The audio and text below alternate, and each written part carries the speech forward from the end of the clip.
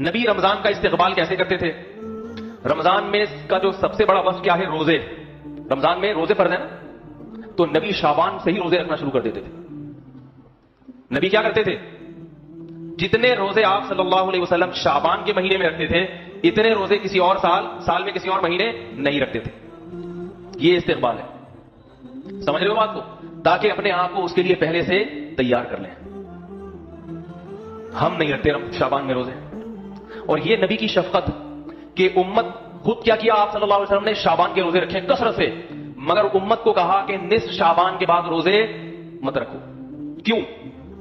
اس لیے کہ 15 شعبان کے بعد اگر روزے رکھو گے کمزور نہ ہو جاؤ، رمضان کی طاقت کہیں ختم نہ ہو جائے. خود رکھیں، امت پہ شفقت کی. تو پتہ یہ چلا کہ 15 شعبان تک امت کو حکم ہے جتنے زیادہ روزے رکھ سکے، اور جو طاقتور ہے صحت مند ہے وہ 15 کے بعد بھی رکھے. مگر ہمارے ہاں کا نہ طاقتور رکھ رہا ہے نہ کمزور رکھ رہا. وہ رمضان میں نہیں رکھتا، ادھر پہلے کیا رکھے گا؟ استقبال کا یہ مطلب ہے. دوسری بات، رمضان کی دوسری بڑی عبادت کیا ہے؟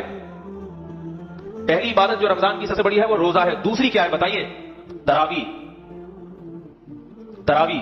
تراویح میں قرآن کی تلاوت ہوتی ہے.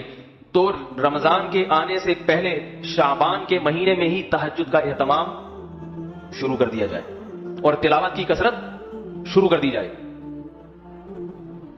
سمجھ میں آ رہی ہے بات؟ تیسری بات، رمضان کا مہینہ اللہ نے ہم پہ فرض اس لیے کیا تاکہ ہم سے گناہ چھوٹ جائیں.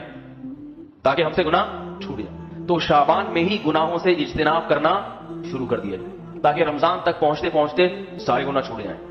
جو جس برائی میں مبتلا ہے شعبان ہی سے اس برائی کو چھوڑنے کی کوشش شروع کر دے.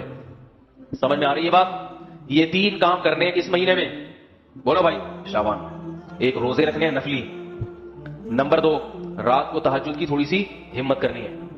اور نمبر 3، گناہوں سے بچنے کی. گناہ کسے کہتے ہیں؟ بد نظری ہے. آج کل انٹرنیٹ پر بہت بیہودہ چیزیں دیکھی جا رہی ہیں. جوان آدمی اپنے آپ کو ان چیزوں سے بچانے کی کوشش کرے. ماں باپ کی نافرمانی بہت ہو رہی ہے گھروں میں، باپ کا احترام ہی نکل گیا ہے. ماں کا تو پھر بھی تھوڑا سا کر لیتے ہیں کیونکہ ماں جو ہے نا آگے سے وہ بیچاری کمزور ہوتی ہے، ڈرتی ہے اولاد کے سامنے. باپ چونکہ جواب دیتا ہے تو پھر یہ آگے سے ڈبل بھر کے اس کو جواب دیتے ہیں. اس لیے باپ کا احترام ذرا مشکل ہوتا ہے کیونکہ باپ سنا دیتا ہے کھری کھری، تو آپ میں برداشت ہے نہیں، آپ اس سے زیادہ کھری کھری سنا دیں گے اس کو. تو ابھی سے کنٹرول کریں. یہ یقین کر لیں کہ یہ میرا باپ ہے، اس کی پیشانی پر اگر میں نے محبت کی نگاہ ڈالی 1 حج اور عمرے کا ثواب ملے گا. نفرت کی نہیں، محبت کی بن کرے. اللہ تعالیٰ ہم سب کو نیک اولاد بننے کی توفیق عطا فرمائے اور مشفق باپ بننے کی توفیق. وما علینا